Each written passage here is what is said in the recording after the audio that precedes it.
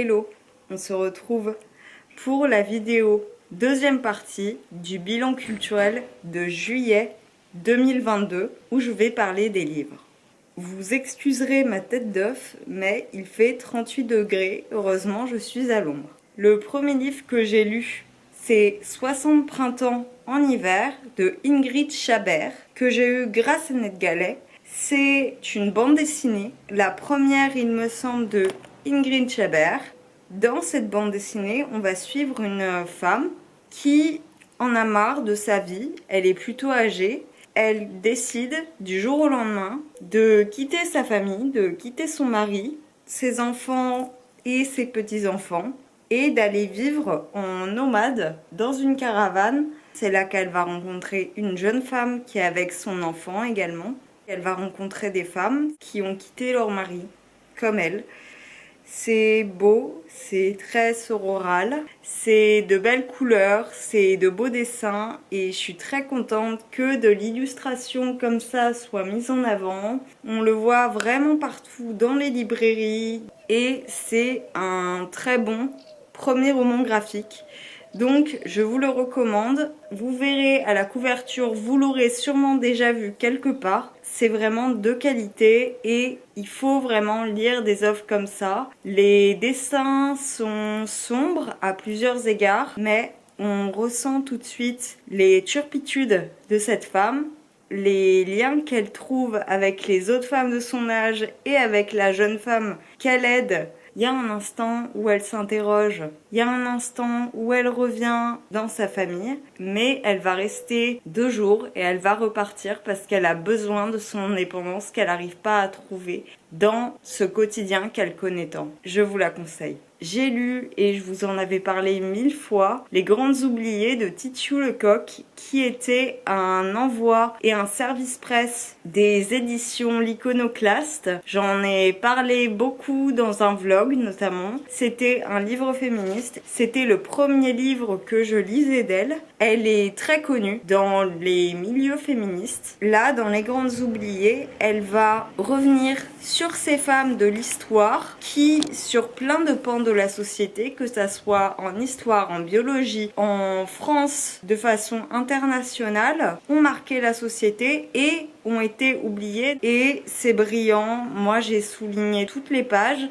Et le livre est défoncé, clairement. C'est un ouvrage qu'il faut mettre entre toutes les mains. Je trouve que ce qui est pertinent là-dedans, c'est que Titiou Lecoq, elle n'est pas trop archaïque, elle est pas trop hautaine et elle est pas trop institutionnelle et universitaire. Chaque personne, qu'elle soit plus ou moins aguerrie sur le sujet, peut en apprendre davantage. Moi qui me renseigne régulièrement, j'ai appris nombre de choses incroyables et je pense qu'il faut mettre plus ce type d'ouvrage entre les mains de tous, les plus jeunes, quelqu'un de mon âge ou largement plus âgé, il n'y a aucun souci. Ça permet à des gens qui sont pas forcément renseignés sur tous les sujets qui sont évoqués. Moi, en sciences, je suis une bille. Et ben là, ça m'a permis de me renseigner. Je vous le conseille à 2000%. Il est bien plus vaste. Il développe bien plus de choses que d'autres ouvrages que j'ai évoqués dans d'autres bilans. J'ai également lu Le blé en herbe de Colette. C'était le deuxième livre de Colette que je lisais. Le premier c'était Chérie. Et alors Chérie m'avait déplu à un point incommensurable alors que Le blé en herbe m'a transportée. Il était magnifique. C'était un roman rural où on retrouvait 2 jeunes qui tombaient amoureux et qui vivaient leur amour. L'impossibilité de leur amour. C'était beau. C'était apaisant et c'était un moment dans le temps où on se retrouvait à la place de ces jeunes dans leur questionnement et dans l'affection qui se portait, les choix qu'ils doivent faire au cours de leur vie. Et c'est un classique que je vous recommande, c'est un Colette que je vous recommande. Je sais que c'est pas celui qui est préféré, mais vraiment c'en est un qui m'a beaucoup plu. Ensuite, j'ai lu le deuxième tome de Chi, parce que j'avais besoin d'une lecture simple à lire. J'ai pas grand chose à en dire non plus, ça fait 30 pages, c'est agréable, ça passe le temps, ça me permet d'avoir un graphique et de me poser notamment avec les fortes chaleurs qui commençaient. C'est tout mignon, c'est tout cocon, encore une fois. Et en fin de journée, ça fait le taf. J'ai lu un ouvrage qui est relativement court, qui fait moins de 100 pages, mais c'est un ouvrage en anglais qui est sourcé, militant aussi. C'est un ouvrage de James Baldwin qui s'appelle The Fire Next Time. Et dans ce livre, qui est clairement un manifeste pour la communauté noire états-unienne, James Baldwin va revenir sur l'histoire de la communauté états-unienne, notamment dans le quartier dans lequel il a grandi, et il va prendre sa vie, ça va être à la fois un témoignage et un manifeste. Il va revenir sur sa vie dans le quartier et les différences qu'il a ressenties au sein de cette même classe qu'il a connue, c'est-à-dire qu'il voit tous ses amis qui deviennent dealers, qui deviennent prostituées, qui font du troc, qui volent, qui se font choper par la police, mais en même temps, il montre aussi cette part de la justice qui n'est pas là, parce que la police les accuse alors qu'ils n'ont rien fait. Lui, de fait, vu qu'il était noir, il était accusé, et on retrouve quelque chose que j'ai vu aussi dans Changer méthode. L'auteur, il montrait à quel point le fait d'étudier, le fait de se renseigner, le fait d'avoir une éducation, ça l'a aidé à devenir transclasse. Et là, je pense que James Baldwin, avant que le terme ne soit reconnu au sein de la société, nous montre aussi par A plus B comment c'est arrivé pour lui, comment il a réussi à se détacher de cette classe qui était toujours destinée au bas-fond et à rester et à être en déchéance perpétuelle. On montre à quel point il a réussi grâce à plein d'espaces de la vie, des religions également, parce que je l'ai appris dans ce livre. James Baldwin a également été personne d'église. Il a quitté l'église quelques temps plus tard et il a commencé à écrire des livres. Il a également connu des gens dans la religion juive. Il a été très proche d'un rabbin qu'il questionnait toujours à chaque fois intrinsèquement, et ça lui permettait de se poser des questions aussi sur sa propre religion, sur ses propres croyances et sur les croyances juives en règle générale, sur les croyances musulmanes également, et sur la politique qui régnait à l'époque, les différenciations qu'il y a entre Martin Luther King, le président de l'époque, et Malcolm X, les différences de militantisme entre Malcolm X et MLK. Encore une fois, c'est très brillant, mais on voit que Baldwin a la haine. J'avoue que parfois je me sentais vachement en dehors, et il a certains propos parfois que je suis pas en mesure de valider, notamment par rapport à la place d'autres religions. Après, c'est des questions de point de vue. Je peux pas tout savoir, je ne peux pas connaître tout le contexte de l'époque. Je trouve que c'est quand même très pertinent et je vous conseille de le lire. Après, je pense qu'il y a d'autres livres de Baldwin qui peuvent encore plus intéresser. Moi, j'avais lu un ouvrage qui est à 1 € dans les Penguin Classics, mais dans les petits. Il est très bien, ça s'appelle Dark Days et ça fait un bref résumé sur les mêmes thématiques que celles que je viens d'évoquer. Ensuite, j'ai lu un autre graphique qui était Le Chemisier de Bastien Vivès. Donc c'était un Vivès, c'était le premier Vivès que je lisais. Il a été mis en vente en format à 10 € et donc je me suis permis de l'acheter. Il y a quand même de vives critiques envers cet auteur, mais je me suis dit que pour 10 €, ça me permettait de pas dépenser autant que d'habitude, et à l'époque, je n'arrivais pas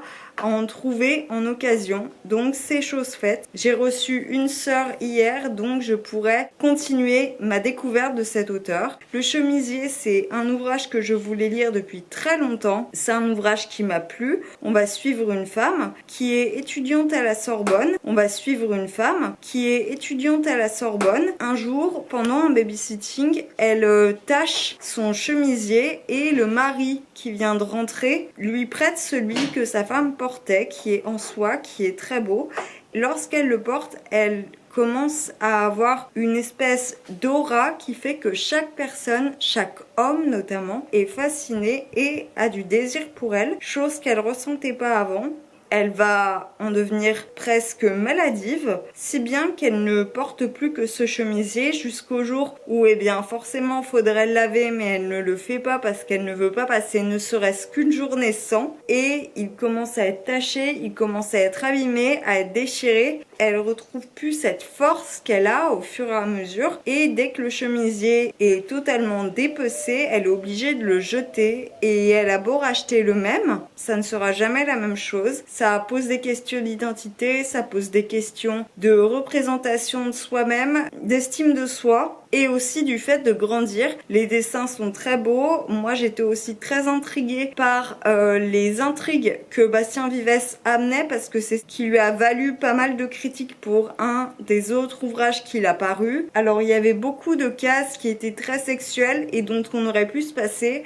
C'est un peu violent à certains égards au niveau des scènes de sexe. Enfin, moi, j'étais assez gênée et je trouve que les dessins avaient pas nécessité à être là. Après, le reste de la bande dessinée m'a plu, c'est beau. Et même s'il y a des cases qui sont très sombres, la majorité ne l'est pas. C'est une bande dessinée que je vous conseille. Moi, je vais me tenter à d'autres ouvrages et puis je vous en reparlerai. Sinon, j'ai écouté en livre audio Feu de Maria Pourchet qui a été très plébiscité lors de sa sortie. Je voulais le lire à l'époque, mais qu'est-ce que je suis heureuse de ne pas l'avoir acheté. C'est violent, c'est hard, c'est rude dans les relations sociales. On va suivre une prof d'université en banlieue parisienne, à Nanterre, je pense. À Nanterre, il me semble.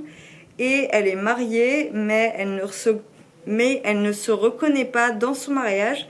Et elle va rencontrer un homme avec qui elle va commencer à nouer une relation. Au début, ce n'est que du sexe et après, ils commencent à avoir une relation régulière. Mais on ressent pas l'amour entre les deux, on ressent de l'attrait à la relation parce que ça les occupe. Mais il n'y a jamais de réel sentiment. Je trouve que c'est rude les uns envers les autres, rude envers les relations sociales. Elle essaye de se reconnaître avec sa fille, mais sa fille est toujours à la repousser. Et inversement, l'homme, à partir du moment où elle lui donne un petit peu d'intérêt, se détache d'elle et elle le fait chier plus ou moins. Lui, il ne fait qu'enchaîner les conquêtes. C'est un livre qui m'a plu sur les 60 premières pages à écouter. Et puis après, j'avais pas envie de l'écouter. Je l'ai continué alors que j'étais à la moitié. Je me suis dit que c'était bête de l'arrêter à ce moment-là. Au moins, je peux vous en faire un avis complet et j'ai eu ma dose. J'espère que Maria Pourchet, vu que c'était un premier roman, peut-être que c'est dû à ça également. J'en ai parlé avec des pages et des lettres, donc Claire. Elle m'a dit que elle aussi l'avait lu à l'époque et que elle l'avait pas du tout aimé. Donc ça va, je ne suis pas la seule. Il y avait également d'autres personnes que j'avais déjà entendues sur le sujet, à qui ça avait déplu malgré le bien qu'on en avait dit. Si vous l'avez lu, je veux bien votre avis également. Sinon, il me semble que je vous ai parlé de tout, que ça soit des films, des livres, de la série, des contes et de l'événement auquel j'ai participé. Sur ce, je vais vous laisser parce qu'il fait 38 degrés. Allez, des bisous. Ciao.